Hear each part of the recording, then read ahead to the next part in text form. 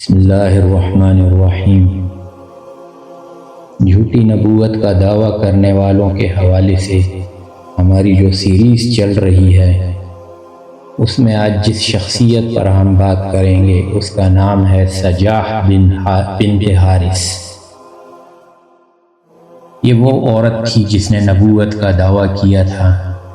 یہ عورت اپنے زمانے کی مشہور کاہنہ تھی۔ اس کے ساتھ نہایت فصیح و بلیغہ اور بلند حوصلہ عورت تھی۔ مذہباً عیسائی تھی اور تقریر و گویائی میں بھی اپنا جواب نہیں رکھتی تھی۔ جب سجاح نے اپنی ہونہار فطرت اور باکمال خوبیوں پر نظر کی تو دیکھا کہ مسیلمہ جیسا 100 سالہ بوڑھا نبوت کا دعویٰ کر کے اتنا بااقتدار بن گیا تو اسے بھی اپنے جوہر خداداد سے فائدہ اٹھا کر کچھ نہ کچھ کرنا چاہیے۔ جیسے ہی اس نے سید العرب و عجم حضرت محمد مصطفیٰ صلی اللہ علیہ وآلہ وسلم کی وفات کی خبر سنی، اپنی نبوت اور وحی الہی کی دعویدار بن بیٹھی۔ سب سے پہلے بنی تغلب نے اس کی نبوت کو تسلیم کیا، جس سے سجاح کو ایک قوت حاصل ہو گئی تھی۔ اب اس نے نہایت فصیح و بلیغ عبارتوں میں خطوط لکھ کر تمام قبائل عرب کو اپنی نبوت کی دعوت دی۔ بنی تمیم کا رئیس مالک بن حبیرہ اس کے خطوط کی فصاحت و بلاغت سے اتنا متاثر ہوا کہ اسلام ترک کر کے اس کی نبوت پر ایمان لے آیا۔ دوسرے قبائل بھی جن میں احنف بن قیس اور حارث بن بدر جیسے معزز اور شریف لوگ شامل تھے، ان کی سحر بیانی سے مرعوب ہو کر اس کے عقیدت مند ہو گئے۔ جب سجاح کو کافی قوت حاصل ہو گئی تو اس کے دماغ میں مدینہ شریف پر حملہ کرنے کی سمائی۔ مالک بن نویرہ نے سجاح کو اس ارادے سے باز رکھا اور بنی تمیم پر حملہ کرنے کی رائے دی۔ سجاح کا لشکر بنی تمیم پر ٹوٹ پڑا اور دونوں طرف کا کافی نقصان ہوا۔ ایک رات اس نے ایک نہایت فصیح و بلیغ عبارت تیار کی اور صبح سرداران فوج کو جمع کر کے کہنے لگی کہ اب میں وحی الہی کی ہدایت کے مطابق یمامہ پر حملہ کرنا چاہتی ہوں۔ یمامہ میں مسیلمہ کذاب اپنی نبوت کی دکان لگائے بیٹھا تھا۔ ادھر سجاح یمامہ پر حملہ کرنے کے لیے نکلی، ادھر حضرت ابوبکر صدیق رضی اللہ تعالیٰ عنہ نے ایک لشکر حضرت خالد بن ولید رضی اللہ تعالیٰ عنہ کی سرداری میں سجاح کی سرکوبی کے لیے روانہ فرما دیا۔ حضرت خالد بن ولید رضی اللہ تعالیٰ عنہ آگے بڑھے تو معلوم ہوا کہ اسلام کے دو مشترکہ دشمنوں میں تصادم ہونے والا ہے، تو حضرت خالد بن ولید رضی اللہ تعالیٰ عنہ وہیں رک گئے۔ ادھر مسیلمہ کو جب سجاح کے حملے کی خبر ملی تو اس کو کافی تشویش لاحق ہوئی، کیونکہ اس کو معلوم تھا کہ مسلمانوں کا ایک لشکر بھی اس کے مقابلے میں آ رہا ہے۔ اس لیے اس نے سجاح سے مقابلہ کرنے کے بجائے عیاری و مکاری سے کام لینا چاہا۔ چنانچہ بہت سے نفیس تحائف کے ساتھ سجاح سے ملاقات کی، اس کی سیرت، صورت، صباحت و ملاحت کا مطالعہ کیا اور گرد و پیش کے حالات سے اس کو اندازہ ہو گیا کہ سجاح پر جنگ و جدل کے ذریعے فتح پانا دشوار ہے۔ عورت ذات عشق و محبت میں جال میں پھنسا کر ہی رام کی جا سکتی ہے۔ چنانچہ چلتے وقت اس نے سجاح سے درخواست کی کہ آپ میرے خیمے تک تشریف لا کر مجھے سرفراز فرمائے، وہیں ہم اپنی نبوت کے متعلق گفتگو کریں گے۔ سجاح جو دور اندیشی سے عاری تھی راضی ہو گئی اور یہ بھی وعدہ کر لیا کہ دونوں کے آدمی خیمے سے دور رہیں گے تاکہ بات چیت راز میں رہے۔ اس وعدے پر اس پیر فرتوت کی باچھیں کھل گئیں۔ مسیلمہ نے آتے ہی حکم دیا کہ ایک نہایت خوشنما اور پرتکلف خیمہ نصب کیا جائے۔ اس حکم کی فوراً تعمیل ہوئی۔ مسیلمہ نے اپنے اعلیٰ قسم کے اسباب عیش اور سامان زینت سے آراستہ کرایا۔ انواع و اقسام کے عطریات اور مسحور کن خوشبوؤں سے اسے معطر کر کے حجلہ عروسی کی طرح سجا دیا۔ اس وقت موعود پر سجاح ملاقات کے لیے آئی۔ دونوں خیمے میں داخل ہوئے۔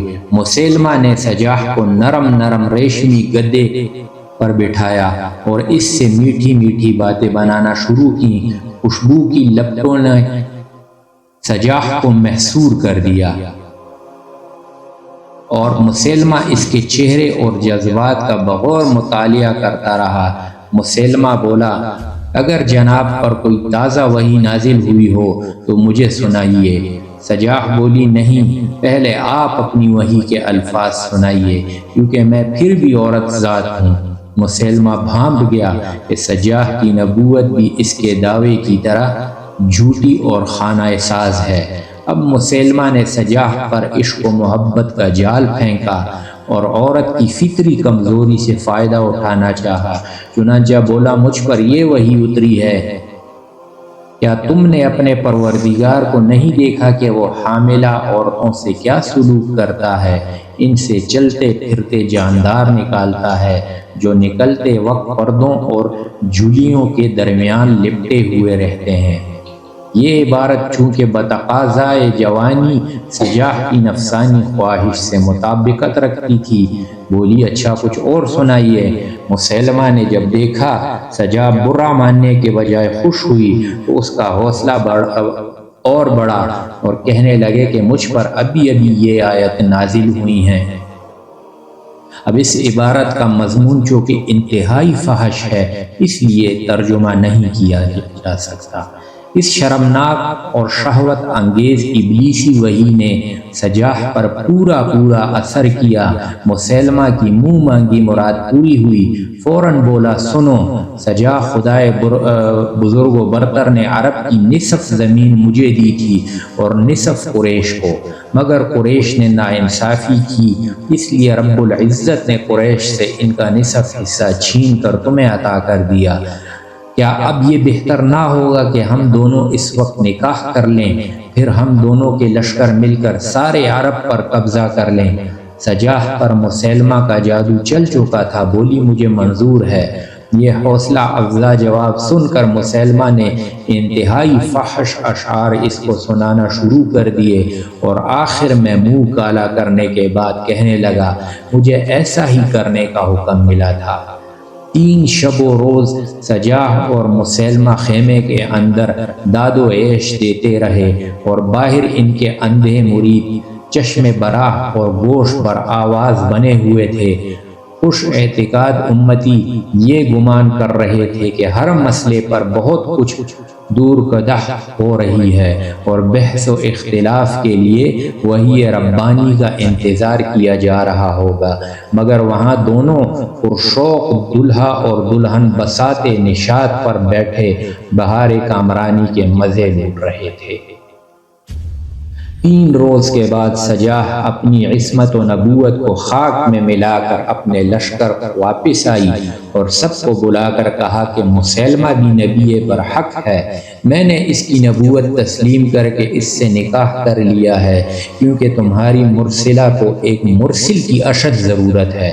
سب نے حیرت زدہ ہو کر پوچھا، مہر کیا قرار پایا؟ سجاح نہایت سادگی سے بولی، یہ بات تو میں اس سے پوچھنا ہی بھول گئی۔ سرداران لشکر نے کہا کہ حضور بہتر ہوگا کہ ابھی واپس جا کر مہر کا فیصلہ بھی کر لیں، کیونکہ کوئی عورت بغیر مہر اپنے آپ کو کسی کی زوجیت میں نہیں دیتی۔ سجاح فوراً واپس مسیلمہ کے پاس گئی۔ ادھر مسیلمہ اپنے قلعے میں جا کر دروازہ بند کر کے سہما ہوا بیٹھا تھا کہ کہیں سجاح کے سرداران لشکر اس عقد کو اپنی توہین سمجھ کر مجھ پر حملہ نہ کریں۔ سجاح جب قلعے پر پہنچی اور اپنے آنے کی اطلاع کرائی تو مسیلمہ بہت خوف زدہ ہوا، دروازہ بھی نہیں کھولا۔ چھت پر آ کر اس نے پوچھا کہ اب کیسے آنا ہوا؟ سجاح بولی، تم نے مجھ سے نکاح تو کر لیا، لیکن میرا مہر تو بتا دو۔ مسیلمہ نے کہا کہ تم جا کر اعلان کر دو کہ محمد الرسول اللہ صلی اللہ علیہ وآلہ وسلم خدا سے 5 نمازیں لائے تھے، رب العزت نے فجر اور عشاء کی 2 نمازیں مومنوں کو سجاح کے مہر میں معاف کر دی۔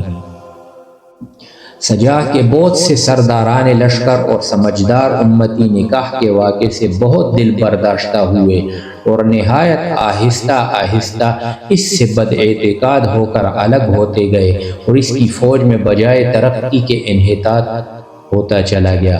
سجاہ نے یہ بھی محسوس کر لیا کہ اس کی خود ساختہ نبوت اور فصاحت و بلاغت اب مزید کام نہیں آ سکے گی، چنانچہ وہ قبیلہ بنی تغلب میں جس سے وہ نانہالی رشتہ رکھتی تھی رہ کر خاموشی کی زندگی بسر کرنے لگی۔ اب حضرت امیر معاویہ رضی اللہ تعالیٰ عنہ کا زمانہ آیا تو ایک سال سخت قحط پڑا، تو انہوں نے بنی تغلب کو بصرہ میں آباد کر دیا، لہذا سجاہ بھی ان کے ساتھ بصرہ آ گئی اور یہاں آ کر اپنی پوری قوم کے ساتھ مسلمان ہو گئی، اور پھر بڑی دینداری اور پرہیزگاری کی زندگی گزاری، اور اسی ایمانی کی حالت میں اس کی وفات ہوئی۔ بصرہ کے حاکم اور صحابہ رسول صلی اللہ علیہ رضی اللہ تعالیٰ عنہ حضرت سمرہ بن جندب رضی اللہ تعالیٰ عنہ نے اس کی نماز جنازہ پڑھائی۔ وآخر دعوانا الحمد للہ رب العالمین۔